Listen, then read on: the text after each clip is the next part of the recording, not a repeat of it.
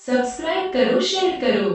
પિંગળાના વિશ્વાસઘાત અને રાજા ભર્તૃહરિનું વૈરાગ્ય શતક.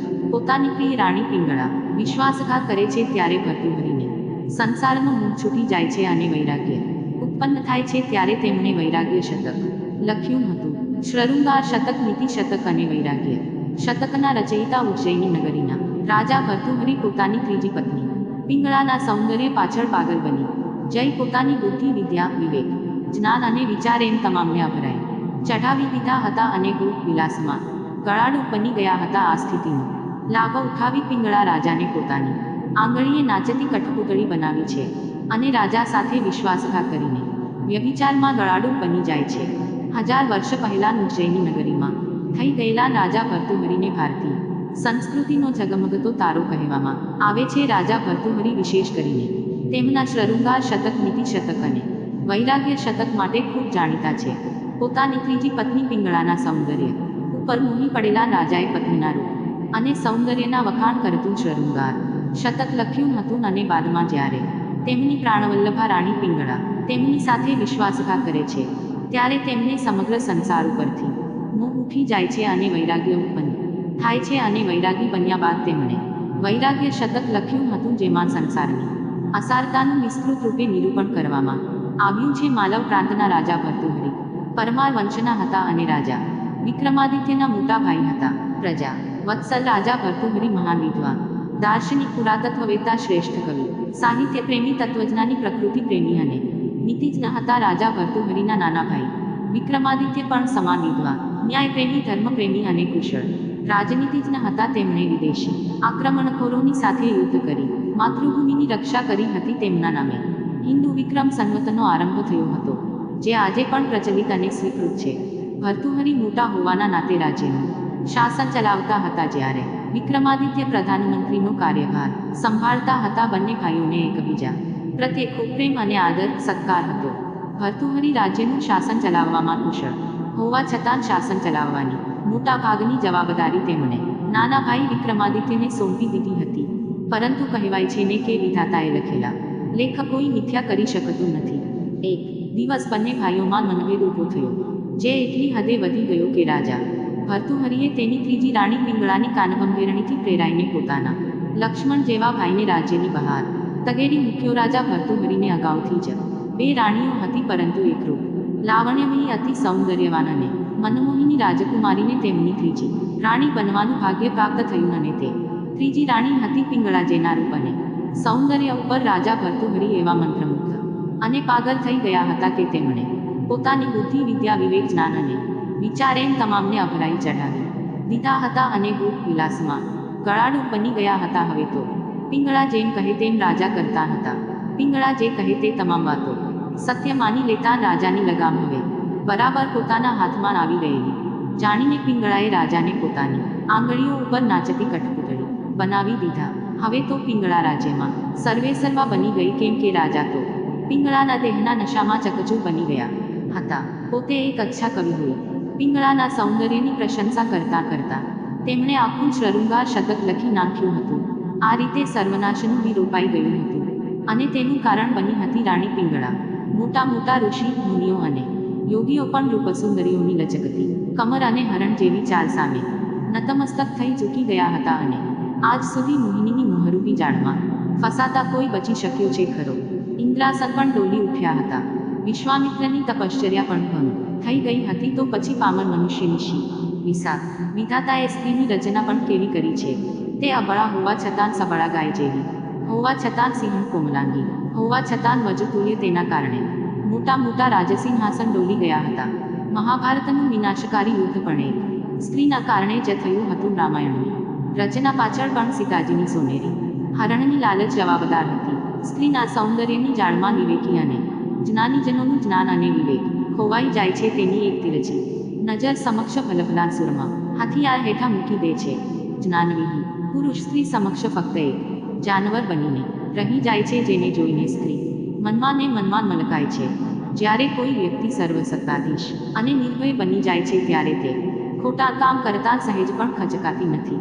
પિંગળા પણ ખોટા માર્ગે ચઢી જઈ વ્યભિચારીની બની ગઈ. હવે તે રાજા સમક્ષ પ્રેમનું નાટક કરવા લાગી.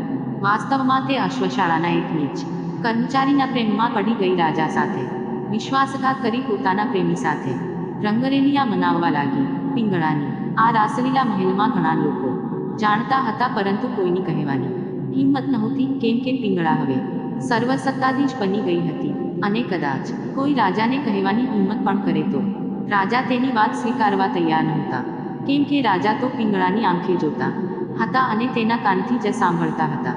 રાજાના નાના ભાઈ વિક્રમાદિત્ય પણ આ વાત જાણતા હતા, પરંતુ તેમણે સાબિતી પુરાવા એકઠા કરવા સુધી રાહ જોઈ, અને જ્યારે તેમને સંપૂર્ણ ખાતરી થઈ ગઈ કે પોતાની ભાભી પોતાના ભાઈની સાથે વિશ્વાસઘાત કરીને કોઈ અન્યની સાથે અનૈતિક સંબંધ ધરાવે છે, ત્યારે જ તેમણે રાજા ભર્તૃહરિને આ વાત કહેવાનો નિર્ણય કરે છે. પિંગળાને પણ અંદેશો આવી ગયો હતો કે વિક્રમાદિત્ય તેના કાળા કરતૂતો જાણી ગયા છે અને તે રાજા સમક્ષ તેના પાપનો ઘડો ફોડી નાખશે. અગમચેતીના ભાગરૂપે ચબરાક અને શેતાની દિમાગ ધરાવતી પિંગળાએ મનમાં જ યોજના નક્કી કરી નાખી હતી. એક દિવસ યોગ્ય સમય જોઈને વિક્રમાદિત્ય રાજા ભર્તૃહરિને પિંગળાના વ્યભિચાર વિશે વાત કરે છે, ત્યારે રાજા તેની વાત માનવા તૈયાર નથી. ઉલટાનું રાજાએ નાના ભાઈને તેની માતા સમાન ભાભી ઉપર આ રીતના આરોપ મૂકવા બદલ આકરો ઠપકો અને ચેતવણી આપી હતી. એ જ સમયે પિંગળાએ પોતાનો બચાવ કરતા રાજાને કહ્યું હતું કે તેમનો ભાઈ તેની ઉપર ખરાબ નજર રાખે છે અને તેમના ભાઈનું ચારિત્ર્ય અત્યંત ખરાબ છે, કેમ કે તેણે નગરના એક શેઠની પત્ની ઉપર પણ તેની દાનત બગાડી હતી.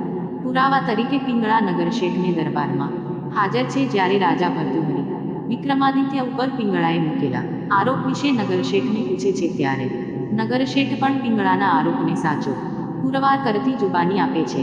પિંગળાના રૂપની પાછળ પાગલ થયેલા રાજા ભર્તૃહરિએ પિંગળાની વાત સાચી માની પોતાના નાના ભાઈને દેશનિકાલની સજા કરે છે. આમ પિંગળા પોતાના છળકપટથી પોતાના માર્ગમાં કંટક બનેલાને એકમાત્ર વિક્રમાદિત્યને પણ દેશ નિકાલ કરાવવામાં સફળ રહેલી પિંગળા હવે તદ્દન બિંદાસ્ત બની પોતાના વ્યભિચારમાં ડૂબી જાય છે. વિક્રમાદિત્યને દેશ નિકાલ કર્યાને એકાદ વર્ષ વીત્યું હશે, ત્યારે એક ઘટના બને છે જે પિંગળાના પતનનું કારણે બને છે અને ભર્તૃહરિને વૈરાગ્ય ઉત્પન્ન થાય છે, જેના પરિણામ સ્વરૂપ સંસારને વૈરાગ્ય શતકની ભેટ મળે છે. ઘટના કંઈક એવી હતી કે ભર્તૃહરિના રાજ્યમાં એક અત્યંત દારૂણ ગરીબીમાં ફસાયેલો બ્રાહ્મણ અષ્ટસિદ્ધિ પ્રાપ્ત કરવા ઇન્દ્રનું ઘોર તપ કરે છે. તેના તપના બળથી ઇન્દ્રાસન પણ ડોલી જાય છે, ત્યારે ઇન્દ્ર બ્રાહ્મણ સમક્ષ પ્રગટ થઈ તેને વરદાન સ્વરૂપે એક અમર ફળ આપે છે અને કહે છે કે આ ફળ ખાનાર હંમેશ માટે અમર થઈ જશે. બ્રાહ્મણ ફળ લઈને ઘરે આવે છે અને પત્નીને આપે છે, ત્યારે તેની પત્ની ઠપકો આપે છે કે શા માટે તેણે ઇન્દ્ર પાસે ફળના બદલે ધન ના માંગ્યું. બ્રાહ્મણ પત્ની પોતાના પતિને તે ફળ રાજાને આપી બદલામાં ધન લેવા માટે રાજાના દરબારમાં મોકલે છે, જ્યાં બ્રાહ્મણ રાજાને અમર ફળ આપતા સમગ્ર કહાનીનું વર્ણન કરે છે. રાજા અમર ફળ લઈને બ્રાહ્મણને 1,00,000 સ્વર્ણ મુદ્રા આપી રવાના કરે છે. રાજા વિચારે છે કે પોતે અમર થઈને શું કરશે. જો આ અમર ફળ તેની પ્રાણપ્રિયા પિંગળા ખાશે તો તે સદા માટે યુવા અને સૌંદર્યવાન રહી શકશે ને તે પિંગળાની સાથે ભોગવિલાસ કરતો રહેશે. રાજાએ આમ વિચારી પિંગળાને ફળ આપ્યું. પિંગળાએ સ્નાનાદિ કર્મ કર્યા બાદ ફળ ખાવાની ખાતરી આપી રાજાને મૂર્ખ બનાવ્યો. પિંગળાએ વિચાર્યું કે શા માટે આ અમર ફળ તેના પ્રેમીને ના આપવું જોઈએ. જો તેનો પ્રેમી હંમેશા યુવાન અને સશક્ત રહેશે તો તે આજીવન ભોગવિલાસ માણી શકશે. પિંગળાના પ્રેમીએ પણ પિંગળાને મૂર્ખ બનાવતા સ્નાનાદિ કર્મ કર્યા બાદ ફળ ખાઈ લેવાની ખાતરી આપી. પિંગળાનો પ્રેમી પણ પિંગળાની સાથે વિશ્વાસઘાત કરી રહ્યો હતો, કેમ કે તેને પિંગળાના પ્રેમમાં નહીં પરંતુ તેનો દેહ માણવામાં રસ હતો. વાસ્તવમાં તે નગરની વેશ્યાને પ્રેમ કરતો હતો. વેશ્યા વિચારે છે કે આખી જિંદગી પાપમાં વિતાવ્યા બાદ અમરફળ ખાઈશ તો વધુ પાપ કર્મો કરવા પડશે, તેથી તે પણ ફળ ખાવાનું માંડી વાળે છે અને નક્કી કરે છે કે રાજ્યનો રાજા પ્રજાવત્સલ છે. જો તે દીર્ઘાયુ બનશે તો જિંદગીભર તે પ્રજાના સત્કર્મો કરશે અને રાજ્યનું કલ્યાણ થશે. તેથી આ અમરફળનો સાચો હકદાર તો રાજા ભર્તૃહરિ જ છે. વેશ્યા એક દિવસ ભર્યા દરબારમાં પહોંચી જાય છે અને રાજા ચરણોમાં ફળ મૂકી તેને ખાઈ લેવા આગ્રહ કરે છે. અમરફળને જોઈને રાજા ભર્તૃહરિની દશા વાળો તો લોહી ના નીકળે એવી થઈ ગઈ. તેમની આંખો પહોળી થઈ ગઈ અને સાથે જાણીને જોરદાર આઘાત લાગ્યો કે તે જેને પોતાના પ્રાણોથી પણ વધુ પ્રેમ કરતો હતો તે પિંગળા છેવટે વ્યભિચારીની અને ખોટા નીકળી. એ જ ક્ષણે રાજા ભર્તૃહરિને સંસારમાંથી મોહ ઉઠી જાય છે અને વૈરાગ્ય આવી જાય છે.